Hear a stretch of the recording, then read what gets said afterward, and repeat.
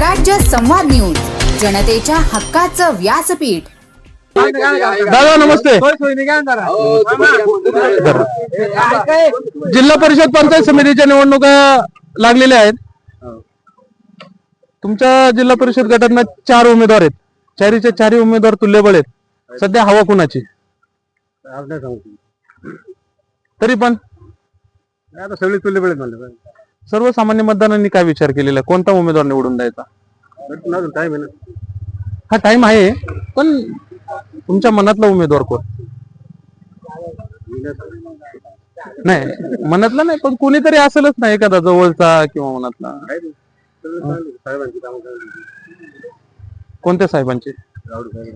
गावडे साहेबांचे। अच्छा दादा नमस्ते। नमस्कार। आता जिल्हा परिषद आणि पंचायत समितीच्या निवडणुकांचा वार वाहू लागलेत, म्हणजे 5 तारखेला निवडणुकाच आहेत। हो। तुमच्या जिल्हा परिषद गटात टाकळी अजय कवटे एमआई जिल्हा परिषद गटात 4 तुल्यबळ उमेदवार आहेत। हो। तर या 4 उमेदवारांपैकी सगळ्यात जास्त हवा कुणाची? राजेंद्र दादा गावडे। का बरं? त्यांचे काम आहे सगळे इथे, बाकीच्यांचे काय आहेत? काम तर राष्ट्रवादी काँग्रेस पार्टी पक्षाच्या माध्यमातून झालेली आहेत, आणि आता ते भारतीय जनता पार्टीच्या पक्षामध्ये 60 वर्ष साहेबांनी राष्ट्रवादी काँग्रेस पार्टीला सहकार्य केलेले आहे गावडे साहेबांनी। पण जर समजा गावडे साहेबांनी 60 वर्ष राष्ट्रवादी काँग्रेस पार्टीला सहकार्य केलं, मग त्यांचं तिकीट का नाकारलं गेलं? नाकारला आता काय असं राजकीय हेतू नाही, पण हेतू पण जनता स्वीकारेल का? जनता स्वीकारणार ना गावडे साहेबांना राहू शकला।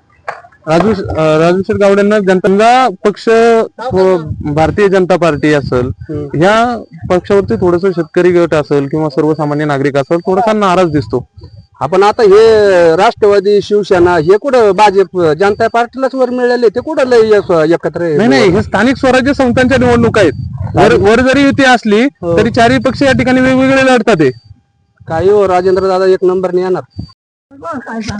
आजी नमस्ते। जिल्हा परिषद आणि पंचायत समितीच्या निवडणुका आहेत, माहित आहे का तुम्हाला? 4 उमेदवार आहेत इथे, माहित आहे का?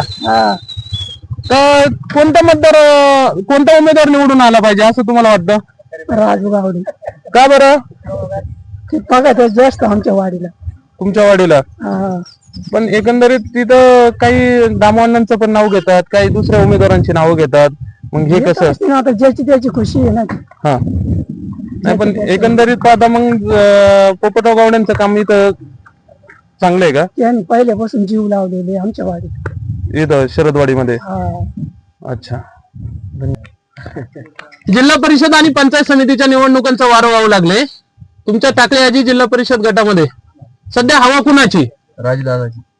का बरं राजू दादांची हवा?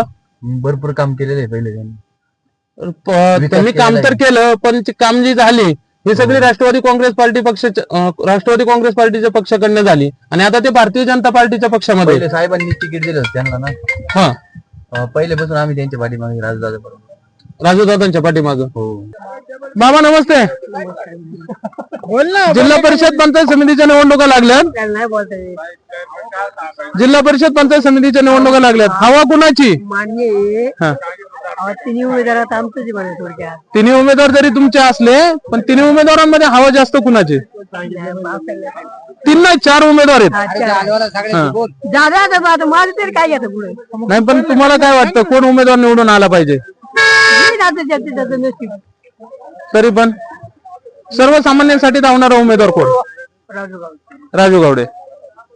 धन्यवाद।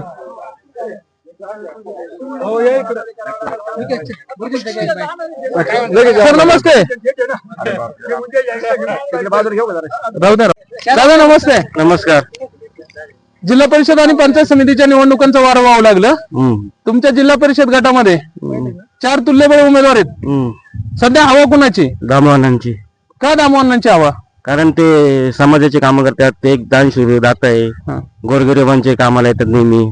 अर्ध्या रात्रीला फोन करा, दामवांना कधी पण हजर राहतात। दामवांना पक्ष बदलला त्यांनी? पक्ष बदलला, ते सगळ्यांनी पक्ष बदललाय, कोणी नाही। प्रत्येकाच्या स्वार्थासाठी ज्याच्या पद्धतीने तो लढणार आहे। त्याच्या पद्धतीने दामवांना आपले सगळे उमेदवार ज्याच्या पद्धतीने लढणार। धन्यवाद। परिषद पंचायत समितीच्या निवडणुका लागल्यात। तुमच्या जिल्हा परिषद गटामध्ये 4 तुल्यबळ उमेदवार आहेत। सध्या हवा कुणाची? आमच्या माहितीप्रमाणे आम्हाला चौघांची हवा दिली जाऊ. नाही चौघांची हवा असेलच, विषय नाहीच त्याच्यात, पण तुमच्या मनातला उमेदवार कोण? आमच्या मनात उमेदवाराला बापूसाहेब आमचं मत आहे. आता तुम्ही तुमचा जन्म नका त्यापासून आम्ही म्हणजे ज्येष्ठ नागरिक एकमताने बापूसाहेबांच्या पाठीमागे उभे राहतील. काय एका मताने काय होत, सगळ्यांनी मंत्र टाकावं लागेल तेव्हा जुळणार आहे, असं आहे ना. एका माणसाने पण बापूसाहेबांनी पक्ष बदलला. आता सगळ्यांनी पक्ष बदलले, आता कोण राहिले अजून सांगा तुम्ही. सगळ्यांनीच बदलले, पण मी बापूसाहेबांच्या पाठीमागे म्हणजे माझं मत जुना माणूस म्हणून साठी. धन्यवाद. Okay okay, Ramakrishna. दादा नमस्ते. जिल्हा परिषद आणि पंचायत समितीच्या निवडणुका आहेत. आता तुमचा जो टाकळी आजी कवठे एमआय जिल्हा परिषद गट आहे, याच्यामध्ये हवा कुणाची? याच्यामध्ये हवा कुणाची? राजू शेडगावडे. का बरं? शांती गरीबांना गोरगरीबांना जाणारे कवा गेले काही काम. नाही आता तुम्ही तर एक शेतकरी वाटताय मला, शेतकरी कुटुंबातले वाटताय, पण थोडीशी भाजप या पक्षाची, आता त्यांनी भाजपमध्ये प्रवेश केलाय बरोबर, भाजप या पक्षाची थोडीशी नाराजी वाटते शेतकरी वर्गामध्ये, याबद्दल काय सांगणार आहे? नाही काही नाराजी नाही, पहिल्यापासून माणूस तो आपलाच आहे, त्याच्यामुळे नाराजीचा काय विषय त्यांना टाइमला फसवले. भाजपमध्ये पण ते ज्या पक्षामध्ये होते त्या पक्षामधून त्यांना तिकीट नाकारलं गेलं आणि त्यांनी जो विकास केलाय तो विकास हा राष्ट्रवादी काँग्रेस पक्षाच्या माध्यमातून झालेला आहे. मग जनता स्वीकारेल का याला, का ज्या पक्षाच्या माध्यमातून विकास झालाय त्या पक्षाच्या पाठीमागे जाते? नाही नाही, ज्या पक्षातून घेतला नाही त्याच्याशी करणार ना कामालाही मान त्यांच्या इकडे त्या भागात नाही कोणी गेलं ते गरिबांचे काम बोलणं चालणं. अच्छा, हा शिकरणार ना, त्यांना काय अडचण नाही. मग तुमच्या गावात नक्की. दादा नमस्कार. दादा नमस्ते. नमस्ते, बोला ना. जिल्हा परिषद पंचायत समितीच्या निवडणुका आता तुमच्या या टाकळी आजी जिल्हा परिषद गटामध्ये चालूच झालेले आहेत. थोडक्यात 4 तुल्यबळ उमेदवार आहेत, तर तुमची पसंती कोणत्या उमेदवाराला असेल? राजू शेडगावडे. का बरं?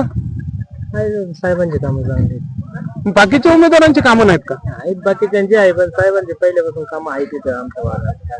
हा, पण पहिले त्यांचे वडील या बेड भागामध्ये वडील कार्यरत होते, आता मुलाच्या हातात सत्ता आहे किंवा मुलाच्या हातात कारभार दिलाय त्यांनी, मग एकंदरीत ही जनता स्वीकारेन का त्यांना? स्वीकारेन ना, काय स्वीकारेन.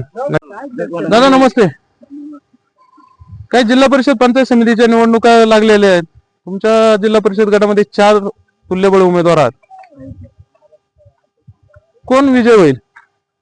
नाही आता सांगू शकत, पण ज्यांनी चांगला विकास केलाय त्यांचं हे होईल. विकास कुणी केला? गावडे साहेबांनी विकास केला. गावडे साहेबांनी तर पक्ष बदलला. पक्ष बघून नाही मतदान करायचं, आम्हाला त्यांच्या विकास बघून मतदान करायचं. विकासाचं बघून मतदान करायचं. तुम्ही हा जो बेट भाग आहे हा सर्वसामान्य शेतकऱ्यांचा आहे, थोडस नाराजीचं वातावरण वाटतं भाजप या पक्षाविषयी. भाजप नाराज जरी असेल आम्हाला याच्यावर नाही करायचं, आम्हाला माणूस मतदान करायचं. अच्छा, पण एकंदरीत तिन्ही पक्षांची युती तर आहेत, केंद्रात आहे राज्यात आहे. एवढं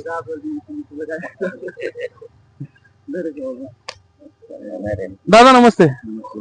जिल्हा परिषद पंचायत समितीच्या निवडणुका लागल्या, तुमच्या टाकळी आजी जिल्हा परिषद गटातून, टाकळी आजी कवठे जिल्हा परिषद गटातून 4 तुल्यबळ उमेदवार आहेत, हवा कुणाची?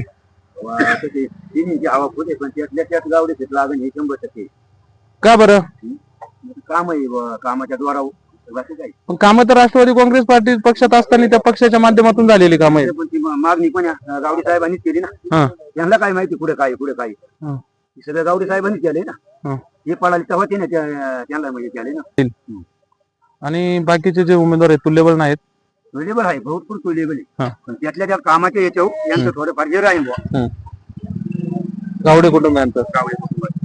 अच्छा, गावडे कुटुंबांचं 63 वर्ष एकनिष्ठ राहिले पक्षाचे, पक्षांनी नाकारलं. सर्वसामान्य जनतेचं काय? सर्वसामान्य जनता तर 63 वर्ष गावडे साहेबांसोबत राहिली. जोवर नाकारलं नव्हतं का तोपर्यंत लोक कमी होते त्यांच्या मागे, नाकारल्याच्या म्हणून लोक पेटले. हा, पण कारण काय असेल नाकारायचं? असं त्यांना माहिती आहे, आपल्याला काय पाहिजे.